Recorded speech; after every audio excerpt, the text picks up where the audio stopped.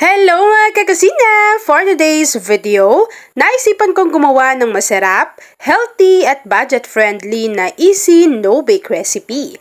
Sa isang mixing bowl, pagsamasamahin lang natin ang mga ingredients. Meron tayong butter, onion, bell pepper, kinchay, kamatis at keso.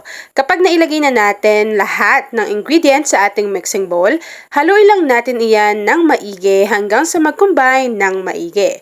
Kapag okay na ang chili cheese mixture, ilagay na natin ito sa ating no-bake wheaten bread. Para gawin siyang toast, magpahid lang tayo ng konting butter sa ating kawali. Ilagay na natin ang tinapay rito at lulutuin naman natin yan for about 2 to 3 minutes sa mahinang apoy. Tapos, ganun lang din yung gagawin ninyo sa iba pa. O diba, sobrang dali ng ating recipe at talaga namang masarap. At saka, ang maganda rito sa ating recipe ay hindi na tayo kukonsumo ng malaking oras at gumamit tayo ng wheaten bread na affordable, may benefits of fiber at may lambot sarap na di mo pagsasawaan.